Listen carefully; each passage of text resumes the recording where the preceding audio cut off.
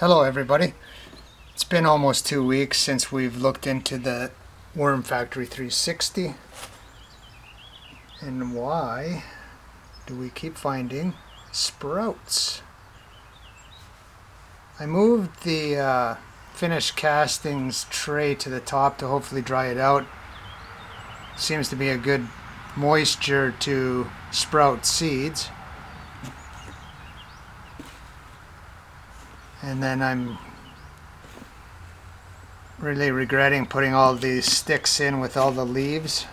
So all of this finished castings is from leaves, and there were some branches and such underneath. So for the next ones, I have done a little bit better in taking the sticks out. But we'll go down to the feeding tray. And then in here is where we increase the volume by adding a lot of leaves. And then with the garden project and everything going, I haven't had time to come in here on a weekly basis. So I'm going to try and at least be a 2-week process.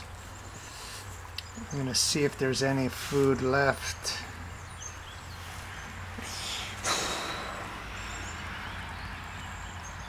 Oh, there's peas.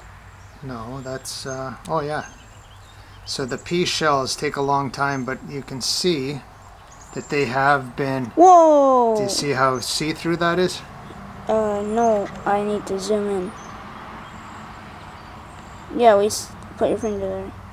So you can see right through it. So they're eating slowly, but it takes a while. And what else do we have? Oh, potato skins. Yeah, they're still eating away.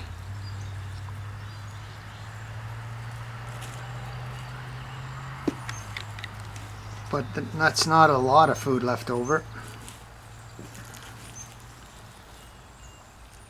Yeah, it looks like potato skins are a longer food. There's cantaloupe skin. We know they fly. That takes a long time. No, and they fly through cantaloupe, watermelon, all of that type of food. Oh wait, Daddy. What? We should put pea shells in, and we know that fungus took like A long time. Yeah, like 2 years. No, not 2 years. A year. I don't know. It was several months anyways. We should do pea shells and another hard food that worms are hard to go through. Well, for today's feeding,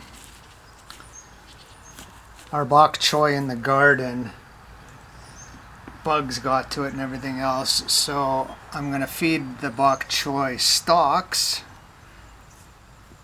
And I think bok choy is pretty close to cabbage. This hasn't been frozen, so I think it'll take a long time. That's why I chopped it all up with a knife. So we'll see if that helps the worms out eating it quicker. What do you think, viewer? Do you think the worms will eat this quicker? I mean, if they all swarm around, if they all pick an area of the chopped up things, they would probably go through it faster. But if it So what we could do, probably, what we could do is leave one piece of stalk. or actually no, because they all swarm around whole pieces, like how sometimes you see those big worm balls around that food. So maybe if they pick chunks of the bok choy to go at, then it might. Okay, so we'll do a little bit of a control. We'll have the whole pieces on your left side, and then all the chopped up pieces. We'll put some sprouting onion in here as well. We found that in our basement. Yes. And then I think that's pretty good for a feeding. We'll give them some spent coffee and crushed eggshells mixed in. The coffee is another food source for them. Good way to get some more nitrogen into the castings. And then we still have some oat bran that's been expired. So we'll sprinkle that.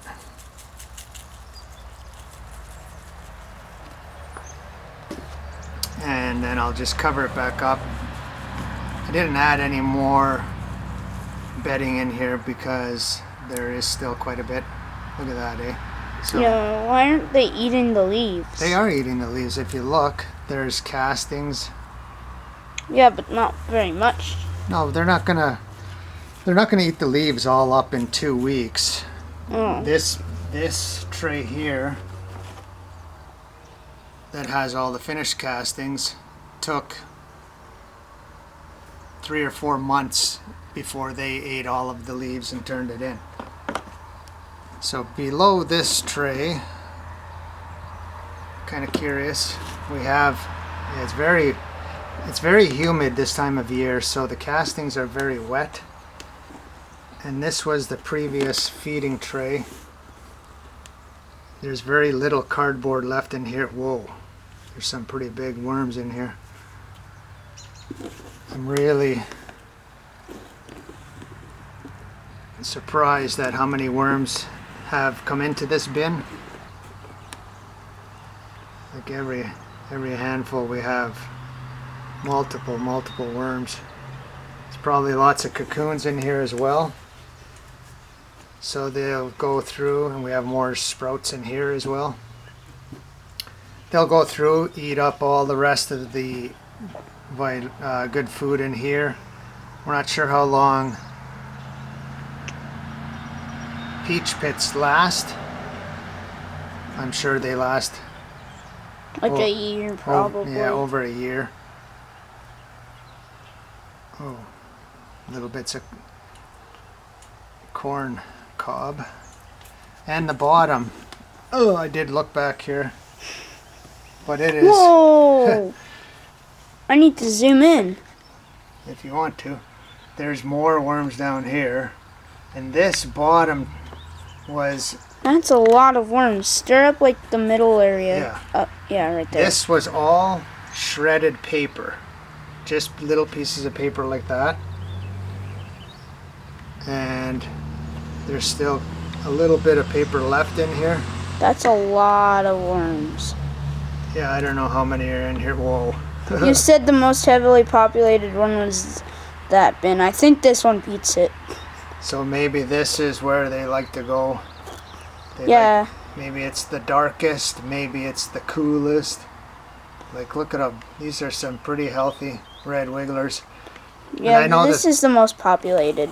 I know the 360 probably isn't supposed to be used like this, but who says there are firm ways to have a worm farm? These worms are happy. They're being fed. The population is growing. It's turning our food scraps into good fertilizer for the garden.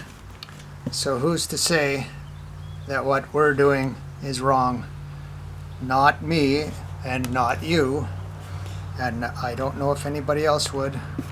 But in the next few days, hopefully I can take all of these out and then put them into some other raised beds that I'm going to build. And then we can help out the gardening for this year. Everyone, thanks for watching. Thank you for subscribing. I want you to have a great day, a good garden. Bye for now.